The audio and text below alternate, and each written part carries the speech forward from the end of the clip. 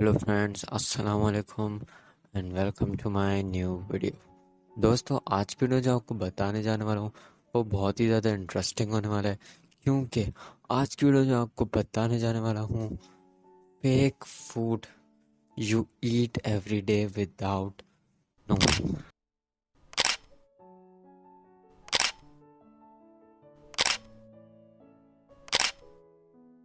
सो दोस्तों, शुरू करते हैं अपनी वीडियो बिना किसी देरी के। तो दोस्तों, हमारा पहला आता है ग्रीन पीस। ये सीड्स इतने सिंपल होते नहीं हैं जितने दिखते हैं, क्योंकि ये लोग इसको आसानी से फेक बना लेते हैं।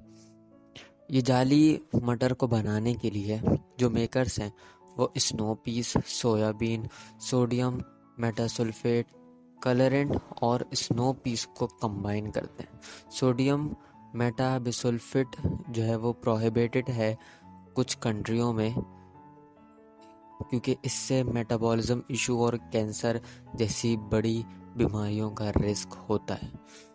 तो दोस्तों, अब हम लोग को मालूम कैसे चलेगा कि कौन सा फेक है कौन सा रियल? ये बेस्ट है कि आप जो है उसी से ख़रीदें जिससे आपको ट्रस्ट हो, जो ब्रांडेड हो।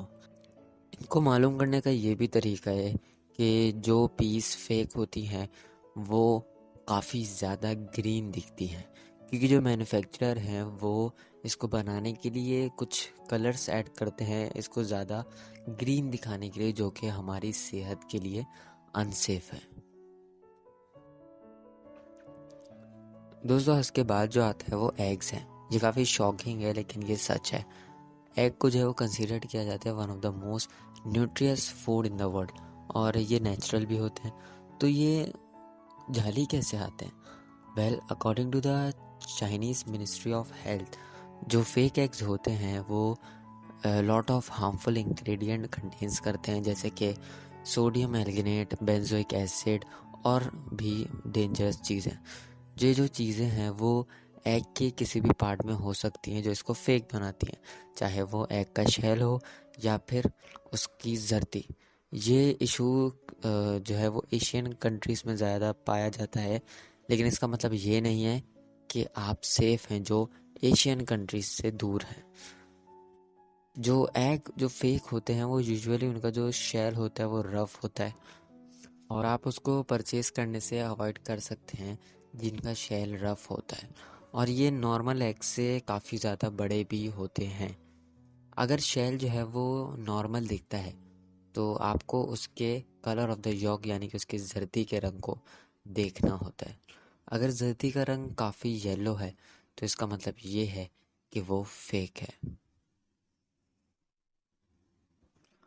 दोस्तों, इसके बाद आता है नूडल्स। 2010 में ये पता चला था कि एक लार्ज क्वांटिटी में फेक नूडल्स बन रहे हैं चाइना में। इसकी डिस्कवरी हुई थी, और ये नूडल्स जो हैं वो पॉइजनस एडिटिव और रोटन ग्रेन से बनते हैं।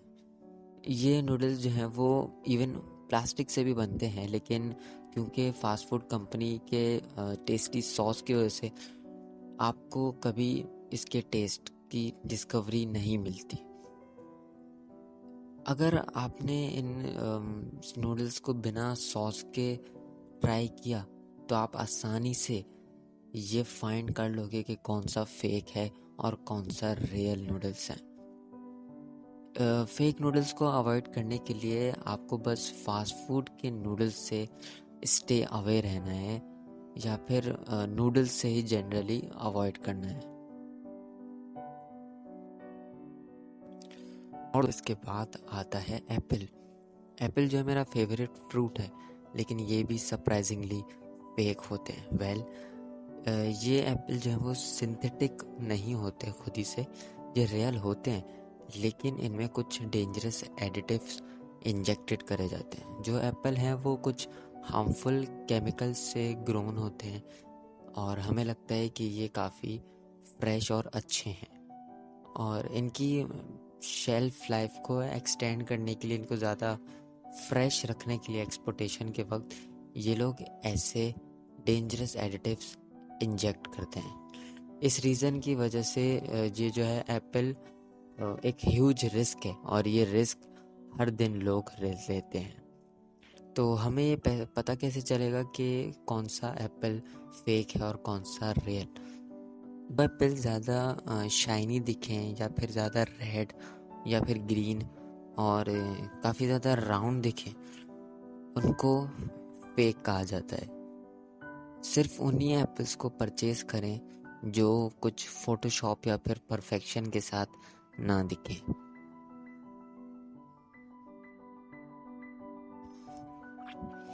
اور دوستو اس کے بعد آتا ہے وپڈ کریم. 1966 یعنی کہ 1968 میں جو امریکن کیمسٹ ولیم مچل ہے، انہوں نے کریٹ کیا تھا وپڈ کریم کا ریپلیسمنٹ، جو کہ کارن سرپ، کوکونٹ آئل، تھکننگ ایجنٹ اور کچھ نیچرل فلیور سے بنتا تھا. ہاں، اس میں کچھ ملک کنٹین ہوتا تھا، لیکن یہ کافی کم ہوتا تھا.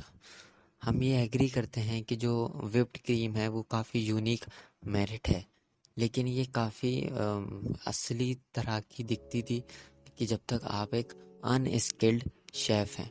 جو ایکسپرٹ ہیں وہ ڈفرینس اسی وقت بتا دیتے تھے. اگر آپ کو پتہ کرنا ہے کہ کون سا وپڈ کریم فیک ہے اور کون سی ریئل ہے، تو اس کے انگریڈینٹ کو ضرور چیک کریے گا. اگر ان میں شوگر اور ویجیٹیبل فیٹس انکلوڈڈ ہیں تو وہ فیک ہے. تو دوستو آج کے لیے تھا بس اتنا ہی. امید ہے آپ کو ویڈیو پسند آئی ہوگی. کمنٹ کر ضرور بتائیے گا کہ کون سا فوڈ آپ کے لیے کافی زیادہ شاکنگ تھا. ملتے ہیں اگلی ویڈیو میں، تب تک کے لیے اللہ حافظ.